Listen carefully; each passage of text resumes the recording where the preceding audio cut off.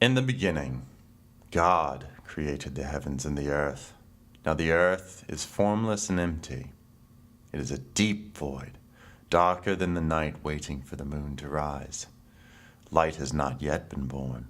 The earth, covered with water, waits, for even though it is empty, it is not alone. The Spirit hovers over the earth, seeing beyond its emptiness to the potential it holds. He sees from birth the star, its radiant glory bringing not only light, but warmth to the earth. When his children are born, they will call it sun. The sun's glorious light illuminates the moon, bringing God's radiant glory to something that would otherwise be lost to the darkness. In the far reaches of the galaxy, pinpricks of light twinkle. These stars will glitter like diamonds for the children yet to come. After light, the Father sees land erupting from beneath the ocean floor. In some places it towers high above the waters, majestic mountains for the children to gaze at in wonder.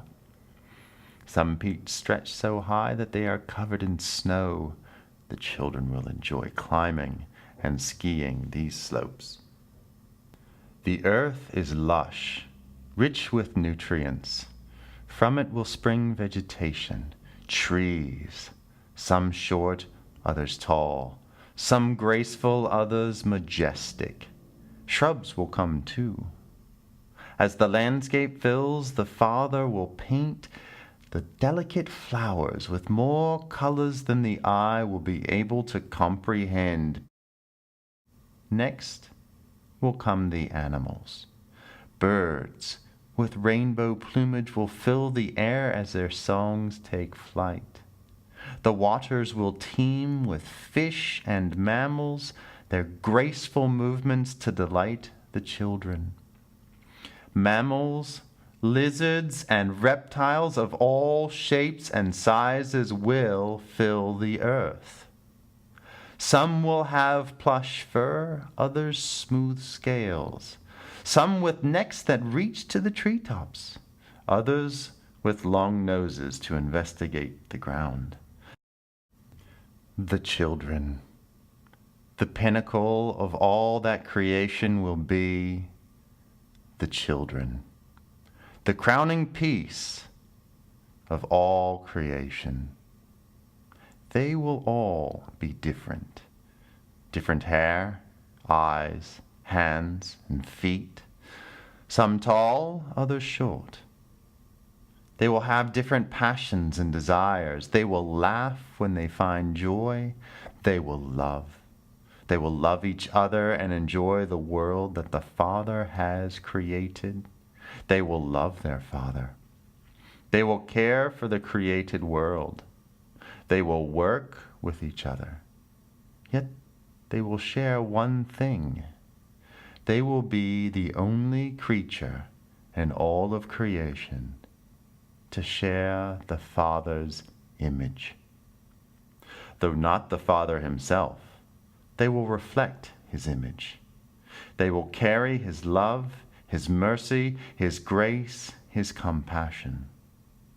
Like the Creator, they will create beauty, music, art, poetry.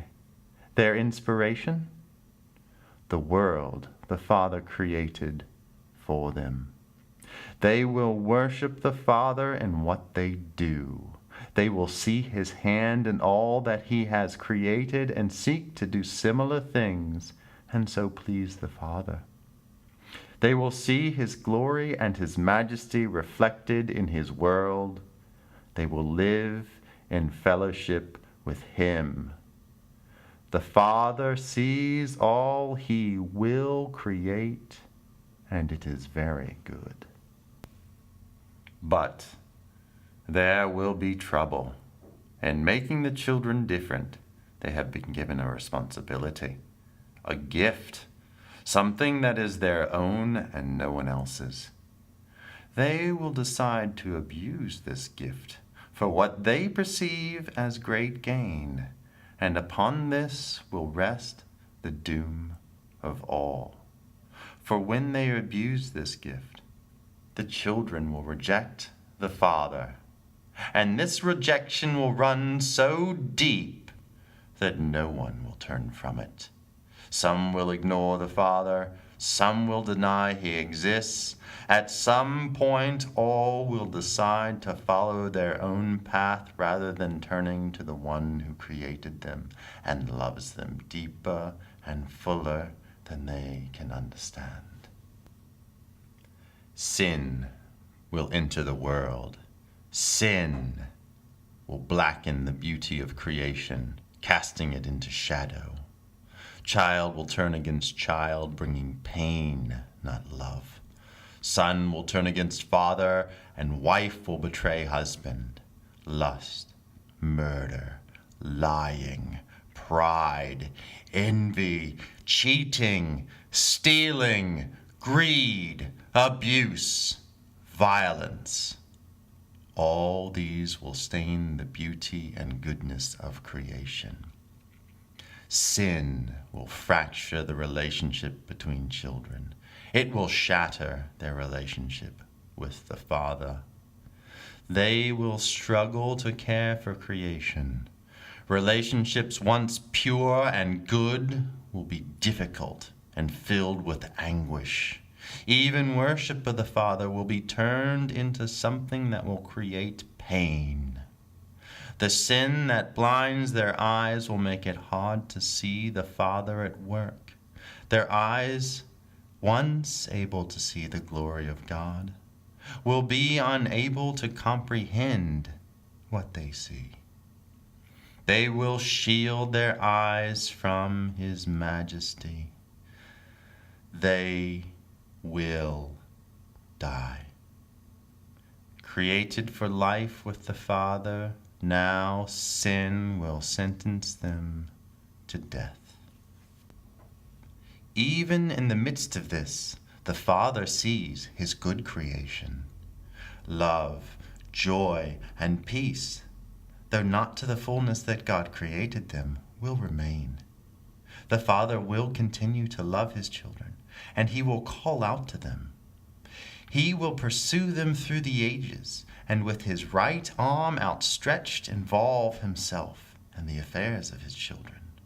They will see and cry out to Him for mercy. They will see how they have fallen short of what the Father intended and weep, and those He will not abandon.